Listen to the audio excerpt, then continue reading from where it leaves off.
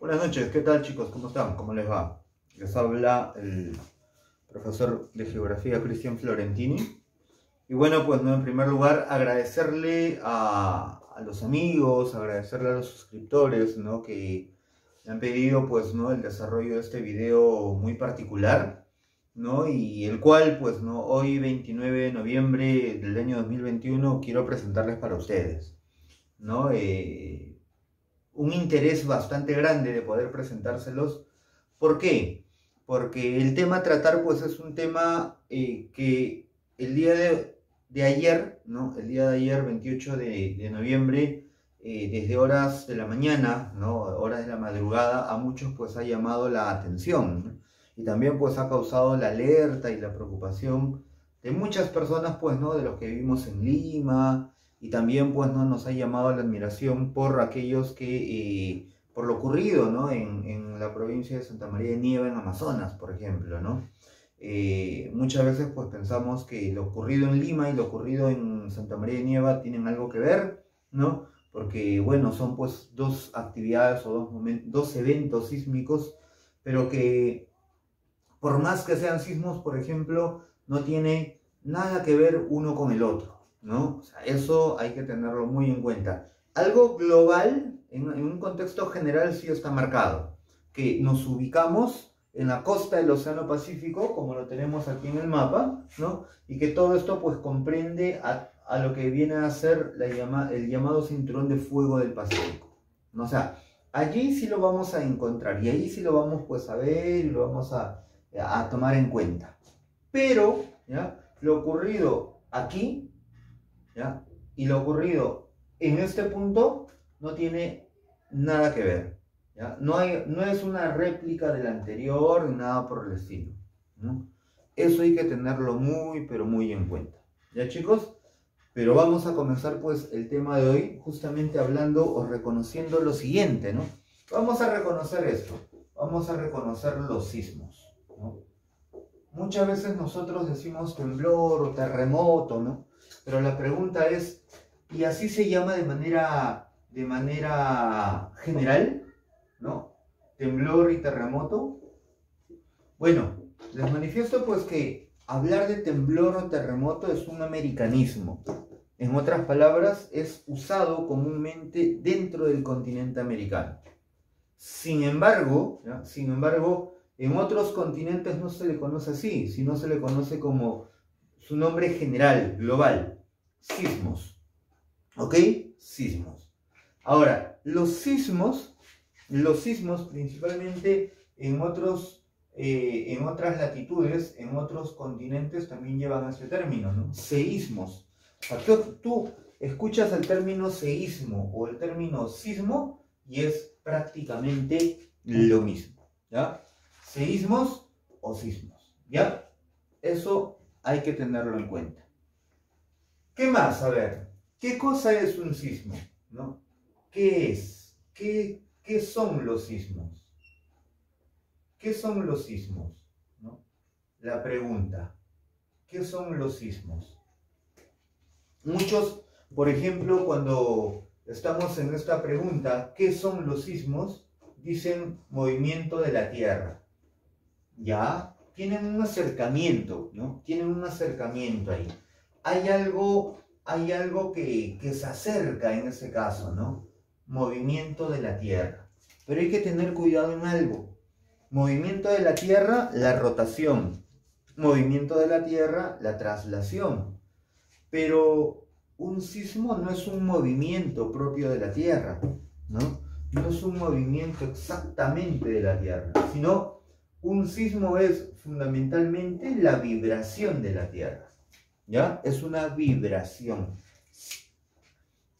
¿Por qué le llamamos vibración? Le llamamos vibración porque se desplaza a través de ondas.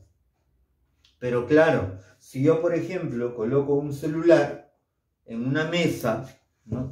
Y en esa mesa ya me mueve, pues, o ese celular comienza a vibrar, ¿no? Yo siento que vibra, pero en realidad lo que se está transportando ahí son ondas.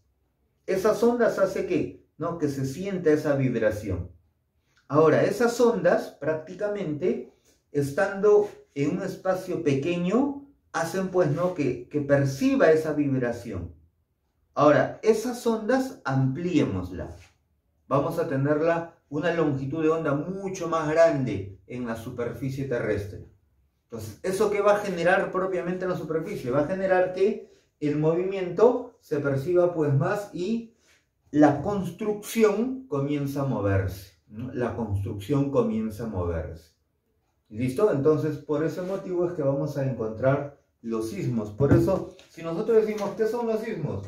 Los sismos son vibraciones de la Tierra. Son vibraciones de la Tierra. ¿Ah? De la Tierra. Uno, ¿no? Que se desplaza a través de ondas. Desplaza a través de ondas. ¿Listo? Ahí vamos a tener a los sismos. Bien. Entonces, ya sabemos qué es un sismo, ¿no? ¿Qué son los sismos? Son vibraciones de la Tierra. Ahora, ¿por qué ocurren?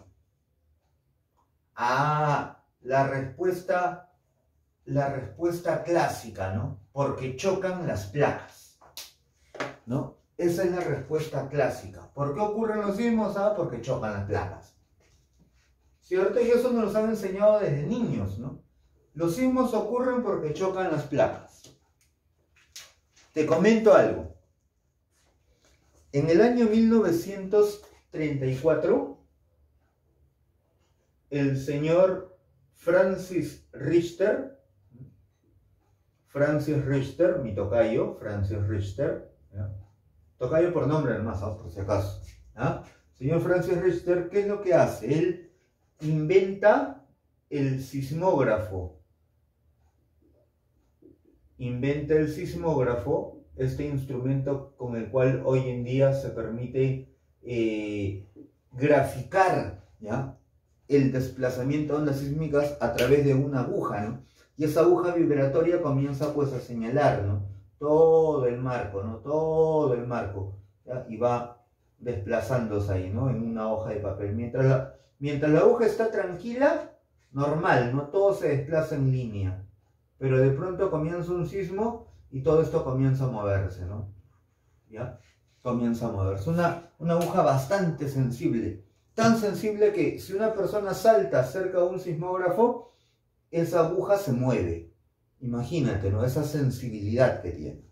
¿Ya? Ahora, ¿qué más? Inventa el sismógrafo y a su vez, ¿no?, registra lo que es el modo, ¿no? Francis Richter inventa el sismógrafo y a su vez la ecuación para calcular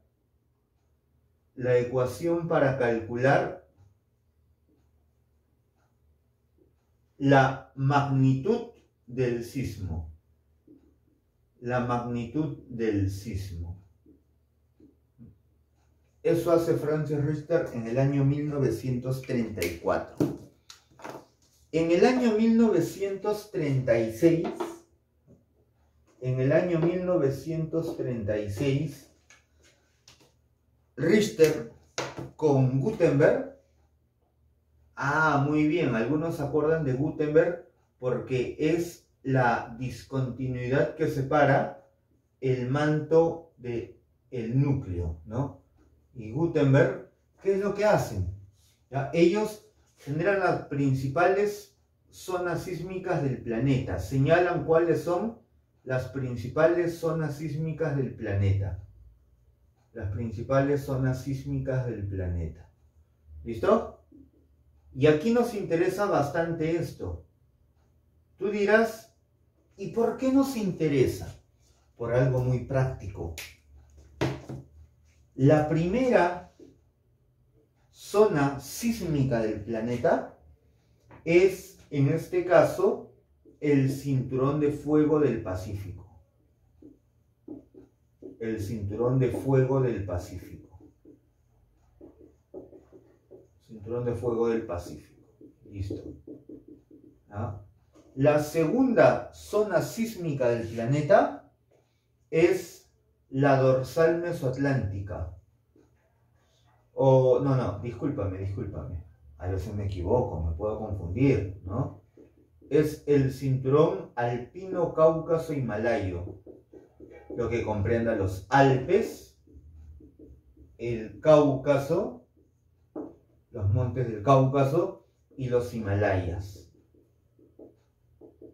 Y los Himalayas, entre China, la India, donde está Nepal, etc., ¿no? Y la tercera zona más sísmica del planeta es la dorsal mesoatlántica. La dorsal mesoatlántica. Y tú dirás, pues, ¿no? Tú dirás, pero ¿para qué tanta información solo para decirnos que los sismos ocurren por el choque de placas? ¿Por qué tanta información, chicos? Porque esa información es falsa, ¿ya? Es falsa. ¿Y cómo que falsa? Claro. Mira, ve. El cinturón de fuego del Pacífico es una zona de convergencia de placas. ¿Listo? Convergencia de placas. ¿Qué quiere decir convergencia de placas? Quiere decir choque de placas. Convergencia de placas. ¿Listo? El cinturón alpino cáucaso himalayo es una zona de convergencia de placas también. ¿No? De convergencia de placas. Y la dorsal mesoatlántica es una zona de divergencia de placas. De divergencia de placas. Entonces, sorpresa. ¿Cuál es la sorpresa? Algo puntual. ¿Cuál? Primero, cinturón de fuego del Pacífico, zona de convergencia, cinturón alpino cáucaso himalayo. Segunda convergencia, dorsal mesoatlántica. Tercera, divergencia. Entonces, los sismos no ocurren necesariamente porque chocan las placas. También ocurren donde se separan. Entonces, si ocurren donde se separan, ¿por qué ocurren los sismos? Buena pregunta, ¿sí o no? Si también ocurren sismos donde hay separación de placas, entonces, ¿por qué ocurren los sismos? A ver, ¿cuál crees que sea esa generación ahí de los sismos? ¿Por qué ocurren los sismos? Bueno, simple y llanamente los sismos ocurren por lo siguiente, pues, ¿no? Los sismos ocurren por la liberación, porque se libera la energía concentrada debido al rozamiento de las placas durante miles de años. Rozamiento de placas durante muchos años.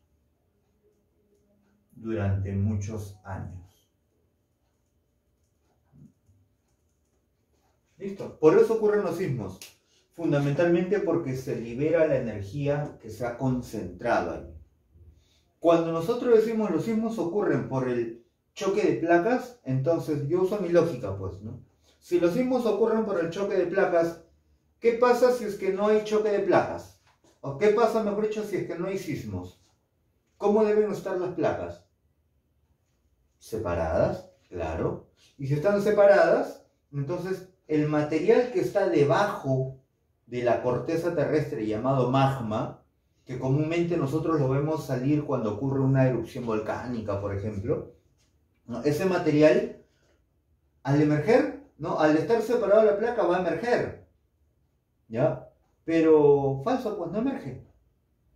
¿Y por qué no emerge? Porque las placas están unidas, pero están en constante rozamiento. Y al estar en constante rozamiento, están almacenando energía. Y al almacenar energía, esto va a traer consigo que en un momento la energía se libere, y se libere de manera violenta, ¿no? Entonces, al liberarse de manera violenta, genera los sismos. ¿Ya? Genera los sismos. Entonces, ¿por qué ocurren los sismos? Los sismos ocurren por la liberación de energía. Por eso muchos, por ejemplo, dicen, ¿no? Está bien que haya temblores porque de ese modo, el sismo, ¿no? O mejor dicho, el terremoto va a tener una menor generación. ¿Eso es mito o realidad? ¿Tú qué dices? Eso es mito. Realidad no lo es. Tú dirás, ¿y por qué? Por algo bien sencillo. Un terremoto tiene réplicas. Imagínate que tú eres la Tierra. Imagínate que tú eres la Tierra. ¿Y tú qué haces, no? Tú un día agarras, ¿no? Ustedes un día agarran, van a jugar fulbito, ¿no? O tienen un problema en casa y ya me muero, pues no se enfrentan con alguien o tienen un roce con alguien de la familia, ¿no? Bueno, esperemos pues que en la familia no ocurra ello, ¿no? Pero estás jugando fulbito, ¿no? Y el jugador contrario empieza pues a molestarte, ¿no? Te empieza a patear, ¿no? Empiezan los roces, como se dice en el ámbito deportivo, ¿no? Empiezan los roces y tú te molestas. Entonces, ¿qué haces? ¿No? Le quieres responder, pero dices, no, calma, ya va a pasar, ¿no? Ya va a pasar. De ahí viene de nuevo, ¿no? La segunda, igualito, ¿no? ¿No? Y nada, ¿no? O sea, no respondes, pero ya vas almacenando todo eso, ¿no? Hasta que en un momento determinado ya viene el tercer roce y ya tú revientas, como se dice, pues, ¿no? Ya tu reventón es fuerte. Entonces, ese hecho son los sismos en la Tierra. Y cuando se dio el reventón, o sea, cuando tú ya renegaste hasta el último, no te quedaste ahí, sino seguiste, ¿qué? Seguiste renegando, y seguiste renegando más y más y más y más y más, pero cada vez en menor magnitud. De tal modo que en un momento determinado te calmaste. Ese suceso, ¿no? Ese suceso es justamente las réplicas en un sismo, ¿no? Cuando ocurren las réplicas de un terremoto, las réplicas no siempre son de la misma magnitud del terremoto, sino tienen una ligera disminución. Algunos dirán, amigo Cristian, pero ayer hubo un temblor aquí en Lima de 5.2, ¿no? Y después, 5 horas después, ocurrió un terremoto en Santa María de Nieva de 7,5. ¿Tú cómo puedes decir que la réplica es menor? Cuidado. El epicentro del temblor que sacudió Lima a la 1:32 de la mañana fue en el Callao. ¿Listo?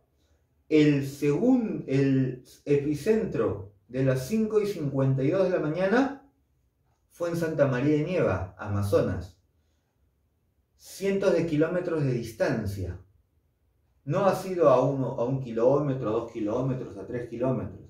Es como que tú, por ejemplo, tú estás molesto, tú reniegas, ¿no?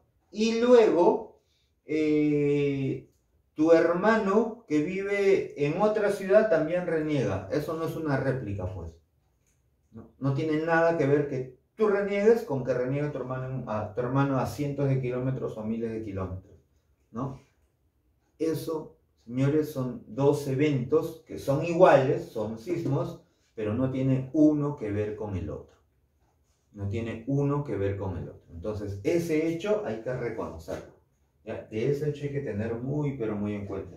Una cosa es que el sismo ocurre en el Callao, y otra cosa es que ocurra en Amazonas. ¿Listo? Esto es algo importante que hay que reconocer. Entonces, ya sabemos qué son los sismos, ya sabemos por qué ocurren, y ya sabemos quién inventó el sismógrafo, el cual permite calcular la magnitud de un sismo. Y justamente a eso es lo que vamos, ¿no? La magnitud del sismo. ¿Qué es magnitud? Es la cantidad de energía liberada.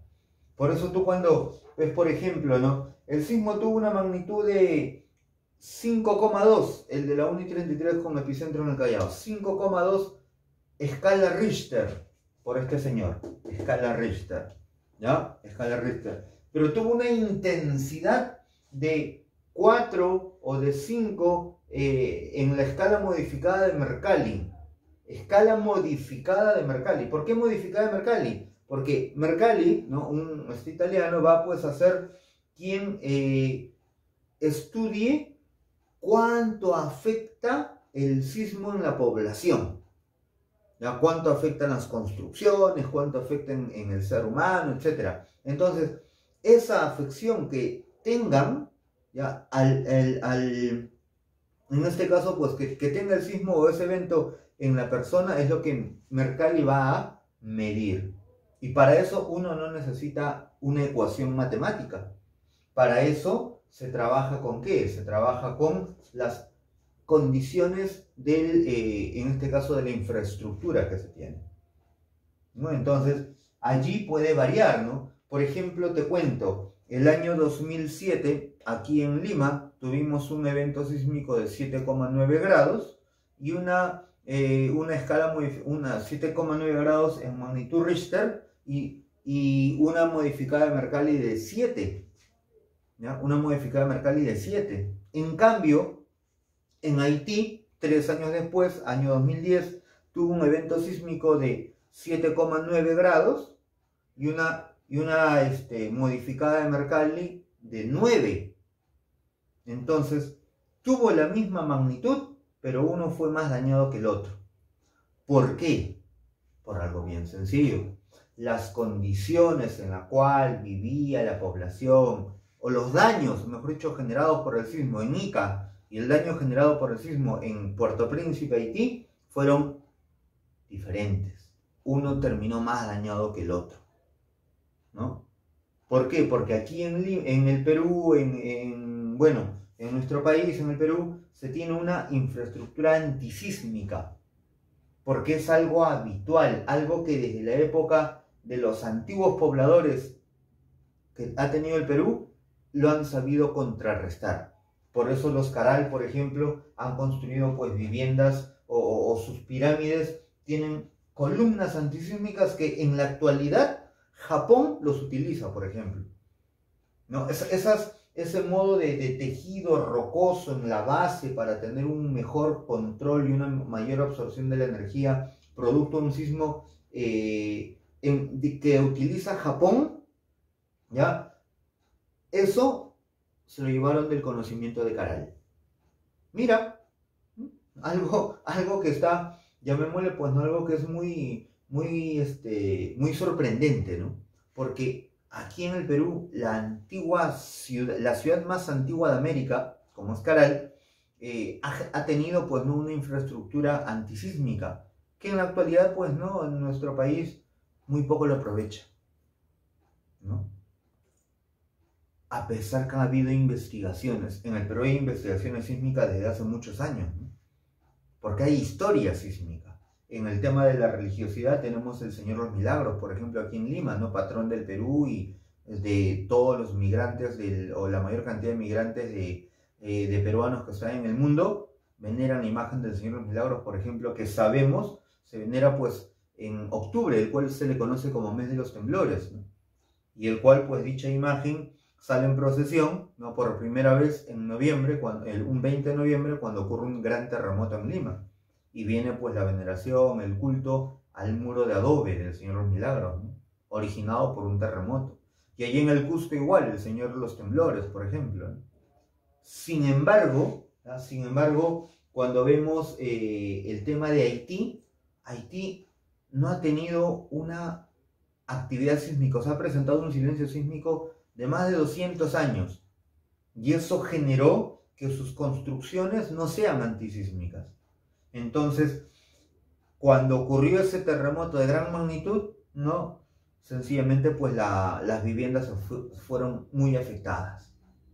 Detalles importantes, ¿no? Conocimiento que en uno hay en abundancia y en el otro hay de manera escasa, simplemente por temas económicos. Así es como afecta a Mercalli, ¿no? Hay que tenerlo muy en cuenta. Ahora, ¿qué más? ¿No? Ahora, ¿qué más? ¿Qué más tenemos? Bueno, vamos pues a ver, los sismos se desplazan a través de ondas, ¿no? Y eso también es otra gran pregunta, ¿no? Esto es otra gran pregunta. Las ondas, ¿cómo vienen a ser las ondas sísmicas? Dicen muchos, ¿no? ¿Cómo vienen a ser las ondas sísmicas? Por ejemplo, algunos dicen, cuando ocurre un temblor, ¿no? Cuando ocurre un temblor, primero siento un ruido, como si fuera un camión, ¿no? Algunos, por ejemplo, he visto en su página, he visto, por ejemplo, en sus redes sociales que colocan. Yo pensé que era un camión, dicen, ¿no? Claro, es que muchas veces el ruido sísmico se confunde con un camión. Cuando nosotros hablamos de ondas sísmicas, en el tema de ondas sísmicas nosotros vamos a tener ¿qué?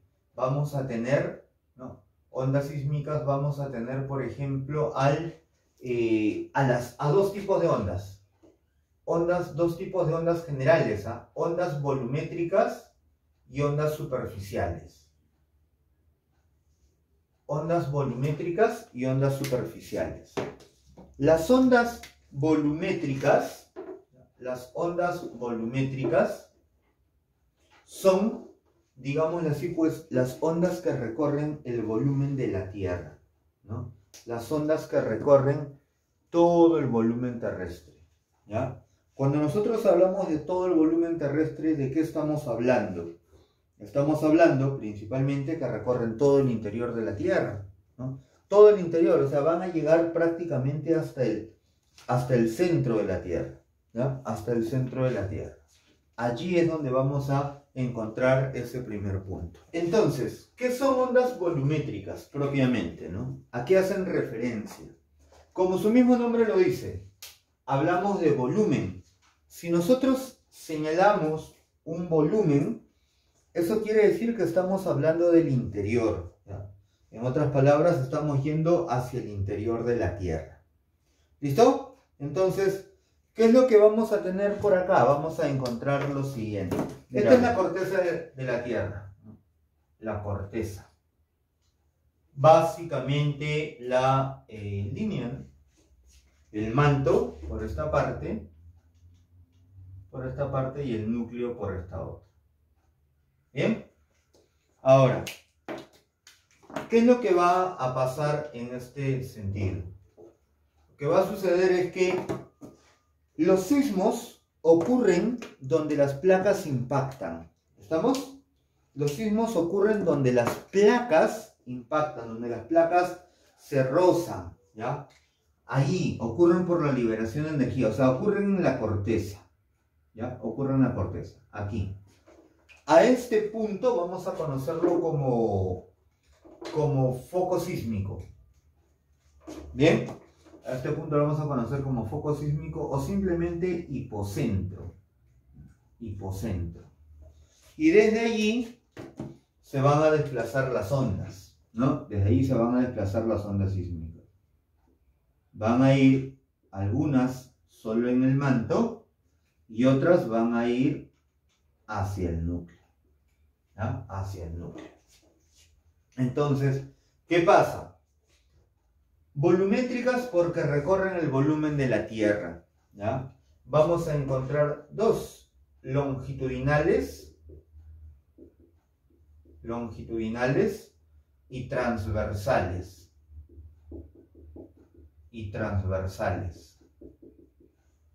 Las longitudinales, también llamadas primarias.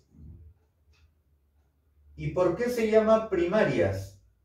Porque recorren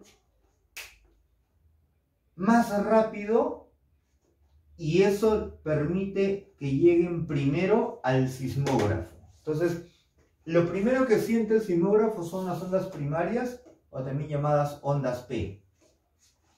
En cambio, las transversales se llaman secundarias. ¿Ah? U ondas S. Ya te debes dar cuenta por qué S, ¿no? Porque llegan segundo al sismógrafo. Detalle importante. Longitudinales, ondas primarias. También estas van a generar el llamado ruido sísmico. Ese que tú crees que es un camión, ¿ya? Ese que tú crees que es un camión. A eso vamos a llamarle ruido sísmico. ¿Bien? Entonces, longitudinales, ¿ya? Ruido sísmico. En cambio, las ondas transversales generan el movimiento.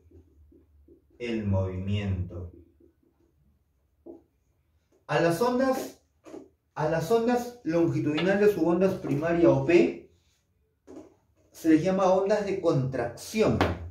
¿Por qué ondas de contracción? Porque contraen o comprimen la corteza de tal modo que hace que el edificio, ¿no?, o la construcción aparentemente sube y baje. Pero eso no es muy notorio, porque como sube y baja y está en el mismo plano, entonces eso el hombre no lo percibe mucho. ¿Te das cuenta? Pero ¿cuándo sí lo va a percibir más? Cuando llega a la onda secundaria y comienza a hacer esto, ¿ya? Ayer, por ejemplo, ¿no?, a la 1:32 de la madrugada, o 1:33, ¿no?, cuando ocurre este evento sísmico con epicentro en el Callao, se generó un ruido, ¿no? Y muchos reaccionamos por el ruido. Entonces, ruido sísmico, onda primaria. Y luego, ¿qué vino? Movimiento, onda secundaria. Cuando ocurrió el sismo de Santa María de Nieva, 7.5 de magnitud, ¿no?, de magnitud o escala Richter, ¿qué pasó aquí en Lima? Muchos lo percibieron por el movimiento, pero los que estaban, ¿dónde? En pisos altos. ¿Te das cuenta? Estaban en pisos altos y lo percibieron el movimiento. Particularmente yo me encontraba en una unidad de transporte detenido y la unidad de transporte comenzó a moverse, ¿no? Entonces yo decía, ¿cómo? Yo no me estoy moviendo, ¿por qué se mueve esto? Y es que ocurrió un sismo, pues, ocurrió un temblor. Entonces, si el temblor fue, aquí llegó de manera muy ligera, ¿no? Solamente la onda secundaria, ¿ya? Solo la onda secundaria. Tal vez la onda primaria también llegó, pero como estábamos tan lejos ya ni lo hemos sentido, pues. Nos ha sentido demasiado ese ruido. Aquí sí, por el golpe. Pero ahora, ten en cuenta algo. Si es que ocurriese un sismo en la Luna, no hubiera ruido sísmico. La pregunta es, ¿por qué? Porque la onda primaria, que es esta, y que recorre la corteza, el manto y el núcleo, sencillamente también recorre el sólido, el líquido y el gaseoso. Entonces, cuando recorre el gaseoso, cuando recorre la atmósfera, se combina con el ruido que genera el mar, las máquinas de las fábricas, las máquinas de los automóviles, los camiones, los buques, etc. Y todo eso combinado genera el ruido sísmico. Punto clave. ¿En la Luna hay eso? No. Como no lo hay, entonces no va a haber ruido sísmico. La onda primaria es la única que puede recorrer corteza, manto y núcleo. En cambio, la onda secundaria solo recorre corteza y manto. Nada más. Onda S. Ondas S. Onda secundaria.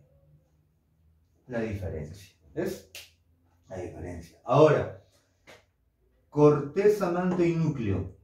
¿Esto qué quiere decir? Que si ocurre un sismo como el ocurrido ayer en Santa María de Nieva, 7.5 grados, magnitud Richter, eso se puede percibir hasta el otro lado del mundo. Lo puede percibir un sismógrafo que se encuentra, por ejemplo, en Afganistán.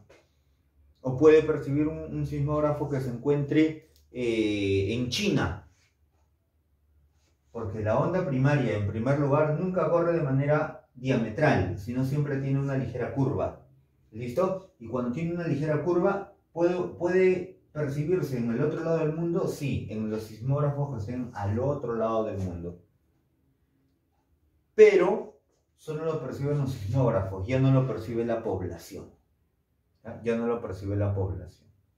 Por la gran distancia y todo el espacio que recorre. ¿Bien? Entonces, allí tenemos ese punto importante, ¿no? Las ondas volumétricas. Si hay ondas volumétricas, o sea, ondas que recorren el volumen, también habrá ondas que recorren ¿qué? A ver, dímelo. ¿Ondas que recorren qué? Ah, muy bien. Ondas que recorren la superficie, pues, ¿no? Y si recorren la superficie, ¿cómo se llaman? ¿Cómo se llaman? Ah, muy bien. Se llaman ondas superficiales, ¿no? Entonces vamos a decir por acá, ondas superficiales. Ondas superficiales. Pregunto, algo básico, ¿eh? Algo elemental, mi querido Watson. A ver, dímelo. Ondas volumétricas. Ondas volumétricas recorren corteza, manto y núcleo. Ondas superficiales. ¿Qué cosas recorren? A ver, onda volumétrica, onda primaria, corteza, manto y núcleo. Onda secundaria, onda corteza y manto. Onda superficial. Muy bien, muy bien. Solo la corteza. Solo la corteza. Listo. Eso es lo único que recorre. Solo la corteza. Ajá, exacto. O sea que si recorre solo la corteza concentra más energía, muy bien, concentra más energía. O sea, cuando ocurre un sismo de gran magnitud, esto es lo que se va a desplazar. ¿Ya? Sismo del año 2007, epicentro, Pisco, Ica. ¿Qué pasó? No, el suelo de Ica comenzó pues, ¿no?, a moverse así de manera muy ondulada, ¿no? Ah, ya, eso es un tipo de onda, pues. Ondas Rayleigh, ¿no? Rayleigh, ¿no? Ondas Rayleigh. 1, ¿no? Listo. Pero si es que fuese un sismo de mucha mayor magnitud, ondas Love. Ah, exactamente, ¿no? Ondas Love. ¿Ah? ¿Cuál crees que es el más destructivo? Dímelo. ¿Cuál? Exacto, ¿no? Siempre es destructivo, ¿sí o no? El Love siempre es destructivo. Muy bien. Este es el más destructivo. El más destructivo.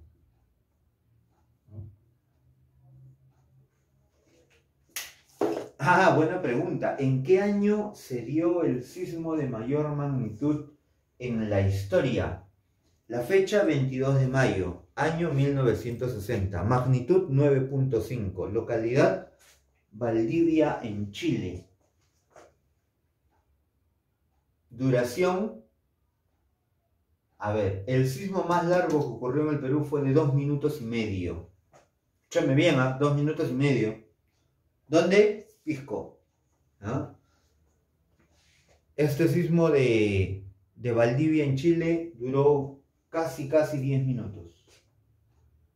Ah, imagínate, ¿no? Claro, 10 minutos con todo y evento de tsunami que llegó después, pues, ¿no? Pero sí fue pues larguito, ¿no? ¿Ah? Larguita esa duración, ¿cierto? Entonces, eso mismo pasó acá. ¿Ah? Onda más destructiva, la onda Love, ¿ya? Así que ya sabes, cuídate de Love, cuídate de Love. ¿Ya? Vamos pues a tener ello, ¿ya? La onda Love. O sea, que cuando nosotros hablamos de que el sismo es mejor que haya temblor que terremoto, ¿es falso? Claro, es falso, ¿no? Así como tú comprenderás, ¿ya? Así como tú comprenderás. Bien, entonces, eso es lo que tendremos. Las ondas, cuando yo escucho un camión, no es un camión, sino es un sismo, bueno, depende, ¿no? Si es que ocurre un sismo, ¿ya? Ruido sísmico, onda primaria, ¿ya? Onda primaria. No todo sismo genera ondas superficiales, no todo sismo genera ondas superficiales. Hay sismos que genera, en este caso, pues que genera solo ondas secundarias y que tienen una gran longitud de onda. Mientras más longitud de onda tenga, más se va a mover la superficie, ¿ya? Más se va a mover la superficie. Así que recuerda bien ello, ¿ya? Recuerda bien ello.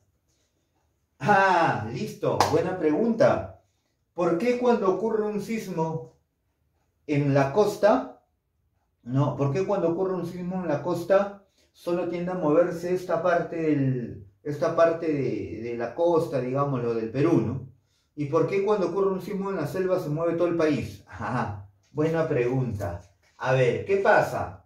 Lo que pasa es lo siguiente, mira, vamos a ver esto, ¿no? Primero hay que reconocer cuáles son los elementos de un sismo. ¿Un sismo tiene elementos? Claro, tiene elementos, presenta elementos. ¿No? Presenta elementos. Por ejemplo, a ver, veamos aquí. Un elemento del sismo, ¿no? Ya tendremos dos placas que chocan, que impactan. ¿Listo? Entonces tendremos esas dos placas ahí. Ahora, ¿qué va a pasar? ¿No? Estas placas están en constante rozamiento. Esto comúnmente ocurre debajo de nosotros, a cientos de kilómetros de nosotros. A este vamos a llamarle placa de Nazca. A esta placa le llamamos placa sudamericana. Placa sudamericana de Sudamérica, ¿ya? Placa de Sudamérica. Y bueno, pues no tendremos el rozamiento y por lo tanto la liberación de energía de un sismo, ¿no? La liberación de energía de un sismo. Esa liberación de energía del sismo lo vamos a conocer con el punto donde se libera, vamos a conocerlo como hipocentro. Hipocentro o sencillamente foco sísmico. Desde acá surge el sismo. Primer elemento. Segundo elemento. No es la señal de Wi-Fi, ¿ya? No es la señal de Wi-Fi, ¿ya? Todos donde ven señal de Wi-Fi van corriendo, ¿no? Pero una biblioteca vacía, ¿no? Debe ser lo contrario, muchachos. Debe ser lo contrario. Entonces, ¿ya? Estas son las ondas sísmicas. ¿Listo? Estas son las ondas sísmicas. Otro elemento. Ondas sísmicas. ¿Ya? Ondas sísmicas. Esas son las ondas sísmicas. Y tercero, vamos a este punto, vamos a proyectarlo a la superficie. ¿Bien? Lo proyectamos a la superficie y este punto que está acá ahora se llama epicentro. ¿No? Epicentro. Condición. Hipocentro. ¿Ya? Hipocentro. O en los datos de registro sísmico que muchas veces nosotros podemos encontrar en las páginas del Instituto Geofísico del Perú, ¿no? De la USGS, etc. ¿Ya? Vamos, IGP, Instituto Geofísico del Perú, USGS, ¿no? En este caso, la unidad sísmica, ¿no? USGS, Unidad Sísmica de los Estados Unidos, ¿no? Disculpa, Servicio Geológico de los Estados Unidos, por sus siglas en inglés, USGS. ¿Listo? Ahora, vamos a tener que, cuando se usa el término hipocentro, se denomina profundidad, ¿no? Profundidad, o sea, ¿a qué profundidad estuvo el sismo? Allá, eso es su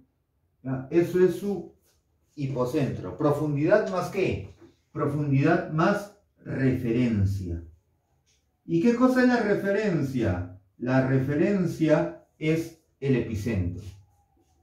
A esto se llama referencia. ¿Listo? A esto se llama referencia. El epicentro es la referencia, ¿no? Por ejemplo, el sismo de ayer estuvo ubicado a 44 kilómetros al oeste del Callao y a 65 kilómetros de profundidad. Tú tienes la referencia más la profundidad y a eso se llama hipocentro. ¿Bien? Tú solo tienes la referencia, ese punto se llama epicentro. ¿Listo? Referencia más profundidad, hipocentro, referencia únicamente, epicentro. ¿Ya? Ahora, ¿pero qué pasa? La placa de Nazca se está hundiendo debajo de Sudamérica. A ese hecho se llama subducción. ¿Listo? Hay un proceso de subducción. Entonces, el foco sísmico puede tener poca profundidad o puede tener mucha profundidad. ¿Estamos? Mientras más profundo esté, debido al ángulo de inclinación de la placa de Nazca, entonces más hacia el interior del país va a ser, ¿no? Puede ser, si tiene por ejemplo entre 10 a 60 kilómetros en la costa, si va desde los 60 a los 180 kilómetros en la sierra y de los 180 kilómetros a más en la selva. ¿Ya? En la selva. Entonces vamos a tener allí esos espacios, ¿ya? Esos espacios, esos lugares, esas áreas. ¿Bien? Entonces todo va a depender de qué? Todo va a depender de acuerdo a la profundidad, ¿no? En la cual nos ubiquemos. ¿Bien? Todo va a depender a la profundidad en la cual nos ubiquemos o nos encontremos por ahí. ¿Ya? Muy bien, entonces vamos a tener esos puntos, ¿no? Vamos a tener esos puntos o vamos a encontrar esos pequeños detalles. Más profundidad hay, mayor actividad sísmica, en este caso pues hacia el interior del país tendremos. Pero puede haber sismos, por ejemplo, como lo ocurrió en el Cusco una vez, muy cerca de la superficie, sí, puede haber, ¿no? La cordillera de los Andes tiene muchas fallas geológicas. Tiene muchas fallas geológicas. Entonces, esas fallas se pueden activar. Y si se activa, ocurre un sismo a poca profundidad, ¿no? Entonces, aquí vamos a tener un hipocentro, ¿no? Un hipocentro. En el año 2014, si no me equivoco, ocurrió un sismo en el Cusco con profundidad 5 kilómetros. No, o sea, no es muy profundo, sino es superficial, pero está en una zona de cordillera. Eso debido a las fallas geológicas, ¿ya? Eso debido a las fallas geológicas. Entonces, ese es otro detalle más que vamos a encontrar por aquí, ¿ya? ¿Qué más, muchachos? A ver, ¿qué más tendremos? Tenemos los elementos, ¿no? ¿Ya? Ahora, ¿por qué un sismo que se genera en este caso, pues, ¿no? Que se genera en el Perú, o mejor dicho, en la selva, se percibe hasta la costa? O ha habido, ¿no? Ha habido momentos, ha habido situaciones o condiciones en la cual, por ejemplo, un sismo ocurrido en una parte de América, ¿no? O disculpa, de la cordillera de los Andes se ha percibido inclusive a lo largo de todo el territorio, sudamericano, ¿no? O en muchos países de Sudamérica. Bueno, eso tiene muchas, llamémosle pues muchas razones, ¿no? Pero hay que recordar algo aquí, mira, esto es la corteza terrestre, y la corteza terrestre tiene dos subcapas, ¿ya? La primera capa va a ser conocido como la capa, en este caso la capa de la glacial, ¿ya? Esto es glacial, ¿listo? Y a esta capa interna le vamos a llamar la cima. Esta es la placa de Nazca. Esta es la placa de Nazca. ¿Ah? Bien, la placa de Nazca. Y aquí abajo está lo que se conoce como el nombre de magma. Lo que se conoce como el nombre de magma. Entonces, ¿qué sucede?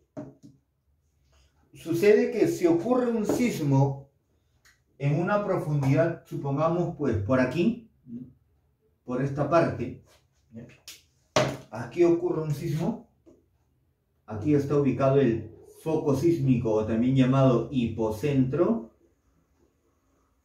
Es como que si yo tuviese este mouse y lo muevo desde abajo, ¿no? Entonces todo se percibe. Eso sucede acá. Ocurre un sismo en la parte más baja y todo este macizo se mueve. Entonces se percibe a gran dimensión, en gran área, ¿ya? ¿Puede ocurrir ello? Sí, se ha ocurrido, ¿no? Ha, por ejemplo, habido terremoto, ¿no? Generación de terremotos o sismos de gran magnitud. Una vez hubo en Contamana, ¿ya? En Contamana, al sureste de Contamana, ya en la provincia, al sur del departamento de Loreto.